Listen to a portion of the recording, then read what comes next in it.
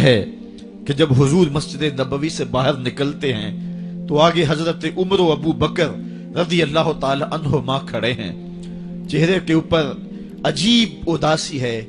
کہا عمر ابو بکر اس وقت کیوں کھڑے ہو؟ عرض کی حضور بھوک نے گھر میں ٹکنے نہیں دیا، ہم نے چاہا حضور کا چہرہ دیکھ لیں تو کچھ پیاس بجھ جائے، کچھ بھوک مٹ جائے۔ حضور نے فرمایا میرا حال بھی یہی ہے، جس چیز نے تجھے گھروں سے نکالا ہے وہی چیز مجھے گھر سے نکال لائی ہے۔ چلتے ہوئے حضرت ابو ایوب انصاری کے گھر کے قریب سے گزرے،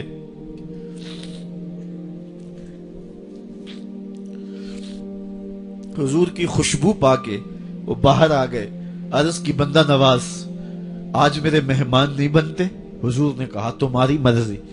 گھر لے گئے، چٹائی بچھائی، حضور کو بٹھایا، گھر والوں کو بکری کا بچہ ذبح کر کے دیا، کہا جلدی جلدی کھانا تیار کرو، میرے آقا کو بھوک لگی ہوگی۔ یہ کہہ کے واپس آئے، حضور کے پاس بیٹھے، نظر چہرے پہ پڑی تو گھبرا گئے۔ نکاحت کے آثار اتنے واضح تھے کہ سمجھ آ رہی تھی کتنے دنوں سے حضور نے کچھ نہیں کھایا۔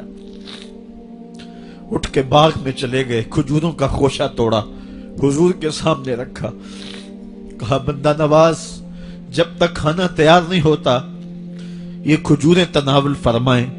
تھوڑی دیر کے بعد کھانا دسترخوان پہ لگ گیا، حضور سے عرض کی گئی حضور آئے کھانا تناول کر لیں۔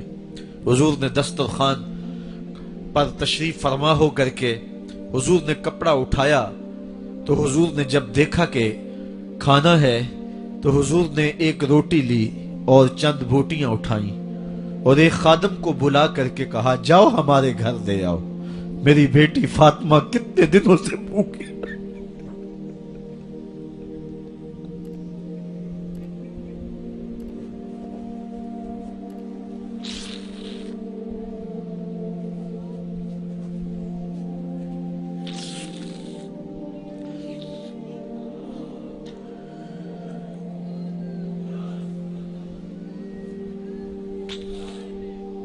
کہا جاؤ ہمارے گھر دے آؤ، میری فاطمہ کتنے دنوں سے بھوکی بیٹھی ہوئی ہے۔ مال کے کونین ہیں گو پاس کچھ رکھتے نہیں، دو جہاں کی نعمتیں ہیں ان کے خالی ہاتھ میں۔ آپ کو پتا ہوگا کہ جب میرے رسول کا انتقال ہوا ہے، حضور کا وصال ہوا ہے، تو حضور کی ایک زرہ ایک یہودی کے گھر میں گروی رکھی ہوئی تھی، حضور نے زرہ رکھ کر کے اس سے قرض لیا ہوا تھا۔ یہ اسلام کی غربت کی کہانی ہے، اور پھر اللہ نے اسلام کو امارت کے رنگ بھی دیے۔ آؤ تمہیں کہانی سناؤں، حضرت عدی بن حاتم روایت کرتے ہیں، صحیح بخاری میں روایت ہے۔ یہ حاتم تائی کے بیٹے ہیں، کہتے ہیں میں حضور کی خدمت میں حاضر ہوا، ایک شخص آیا کہنے لگا حضور غربت نے میرا برا حال کر دیا ہے، اور اس نے شکایت کی غربت کی، پسماندگی کی اور اپنی معاشی بدحالی کی۔ پھر ایک شخص آیا کہنے لگا حضور میرے پاس دولت تو ہے لیکن میں نے جس منزل پہ جانا ہے راستہ پر خطر ہے، تو میرے لیے کیا حکم ہے کہ میں کیسے راستہ طے کروں؟ تو یہ دو لوگوں نے یہ باتیں کی تو حضرت عدی کہتے ہیں کہ حضور نے روئے سخن میری جانب موڑا اور میری جانب مخاطب ہو کے کہا عدی تو نے ہیرا دیکھا ہے؟ عدی کہتے ہیں میں نے عرض کی حضور دیکھا نہیں، سنا ہے، ہیرا یہ شہر ہے عراق کا۔ تو حضور نے فرمایا عدی تو نے ہیرا دیکھا ہے؟ میں نے کہا نہیں حضور دیکھا نہیں، اس کا تذکرہ سنا ہے۔ فرمایا عدی اگر اللہ تجھے زندگی کی مہلت دے تو ہیرا سے ایک خاتون چلے گی، تو اپنی آنکھوں سے دیکھے گا اور مکے تک پہنچے گی اور اللہ کے گھر کعبہ کا طواف کرے گی، اور اس کو ہیرا سے لے کر کے مکے تک اللہ کے علاوہ کسی کا ڈر نہیں ہوگا۔ کہتے ہیں کہ میں نے دل میں کہا کہ پھر بنو طے کے ڈاکو مر گئے ہوں گے جنہوں نے عرب کے اوپر روب ڈال رکھا ہے، تو وہ تو پھر ختم ہو گئے ہوں گے۔ کہتے ہیں میں ابھی سوچ ہی رہا تھا کہ حضور نے مزید میری حیرت میں اضافہ کرتے ہوئے کہا عدی اگر تجھے اللہ نے زندگی کی مہلت دی تو تو دیکھے گا کہ کسرا کے خزانے تیری جھولی میں ہوں گے۔ تو اس دور کی سپر طاقت تھی۔ میں نے کہا حضور کسرا بن ہرمز حضور نے فرمایا ہاں کسرا بن ہرمز. کہتے ہیں کہ حضور نے پھر فرمایا دی اگر تو زندگی پائی تو تو وہ دن بھی دیکھے گا کہ ایک شخص زکوٰۃ کی رقم لے کر کے، زکوٰۃ کی چاندی لے کر کے، زکوٰۃ کا سونا لے کر کے نکلے گا اور اس کو کوئی زکوٰۃ کا مستحق ہی نہیں ملے گا. حضرت عدی بن حاتم کہتے ہیں کہ پھر میں نے وہ منظر اپنی آنکھوں سے دیکھا کہ ہیرا سے ایک خاتون چلی اور مکے تک پہنچی اور امن ایسا تھا کہ اس کو اللہ کے علاوہ کسی کا ڈر نہیں تھا. پھر وہ لمحے بھی میں نے دیکھے کہ کسرا بن ہرمز کے خزانے مسجد نبوی کے باہر پڑے ہوئے ہیں. تو کہتے ہیں تیسری چیز میں دیکھ نہ سکا اور میں نے لوگوں کو کہا کہ یہ میں تو نہیں دیکھ سکا، میری شاید زندگی وفا نہ کرے، اور اگر تمہاری زندگی وفا کرے تو تم دیکھنا میرے آقا نے جو فرمایا تھا 2 باتیں تو پوری ہو گئی ہیں اور تیسری بات تم دیکھ لو گے. حضرت یحییٰ بن سعید فرماتے ہیں کہ حضرت عمر بن عبدالعزیز کا زمانہ تھا اور انہوں نے مجھے افریقہ کی جانب زکوٰۃ وصول کرنے کے لیے بھیجا.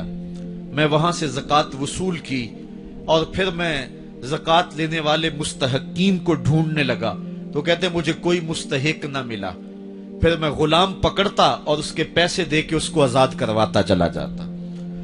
حضرت عمر بن عبدالعزیز کا زمانہ ہے کہ گورنر ہے عراق کا.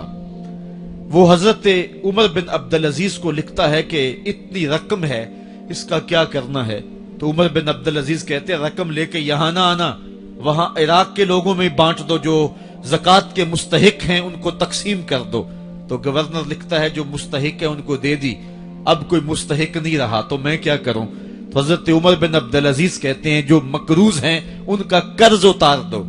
تو کہتے ہیں کہ ہاں قرض بھی میں نے اتار دیا ہے، رقم پھر بھی بچ رہی ہے، کیا کروں؟ تو حضرت عمر بن عبدالعزیز نے پھر لکھا جو شخص شادی کرنا چاہتے ہیں ان کا حق مہر ادا کر دو. میں نے کہا کہ وہ بھی کر دیا ہے، رقم پھر بھی بچ گئی ہے، اب کیا کروں؟ تو حضرت عمر بن عبدالعزیز نے مجھے لکھا کہ جو غیر مسلم ہیں جنہوں نے ٹیکس دیا ہوا ہے، جتنا ٹیکس دیا ہے اس سے دگنے پیسے ان کو قرضے میں دے دو اور ان کو کہو جاؤ اس کا کاروبار کرو، کھیتی باڑی کرو، اور ساتھ انہیں یہ بھی کہہ دینا قرض کی فکر نہ کرنا اور زیادہ اس میں پریشان نہ ہونا، جب دے سکو گے دے دینا. یہ دور بھی پھر اسلام نے دیکھا اور یہ گھڑیاں بھی دیکھی جب چیتھڑے پہنے ہوئے تھے، جب پیوند لگے لباس پہنے تھے، جب پیٹ میں ڈالنے کے لقمہ بھی نہیں تھا. اللہ کا دین اس وقت بھی غالب تھا، اور جب گلیوں کے اندر ریشم بکھرا ہوا ہوتا تھا کوئی اٹھانے والا نہیں تھا، دین اس وقت بھی غالب تھا. دین کا غالب ہونا یا نہ ہونا اس کا تعلق جو ہے وہ مال و دولت سے نہیں ہے. اقبال کہتا ہے کہ زوال بندہ مومن کا بے زری سے نہیں، مومن کا زوال بے زری سے نہیں ہے بلکہ اس کا سبب کوئی اور ہے. وہ سبب ڈھونڈنا ہے کہ ہم دنیا میں رسوا ہو کے کیوں رہ گئے، ہم زمانے کے سامنے تماشا کیوں بن کے رہ گئے. آج نبی کی امت پوری کائنات میں رسوا ہو کے کیوں رہ گئی. آج ہمارا تماشا دیکھا جا رہا ہے، آج بھوکے کتوں کو ہماری بیٹی اور بہنوں کے اوپر چھوڑا جا رہا ہے اور اس کا تماشا دیکھا جا رہا ہے. کیا ہم نے یہ دن بھی دیکھنے تھے؟ ہم نے سراغ لگانا ہے. دولت کی قلت اور کثرت یہ ثانوی چیزیں ہیں. ہم نے تاریخ میں دیکھا ہے ہم کبھی مالی طور پہ کمزور تھے، رسوا نہیں ہوئے ہیں. مال زیادہ ہو گیا، رسوا نہیں ہوئے ہیں. رسوائی کے سبب کوئی اور ہیں. آئیے تمہیں کہاں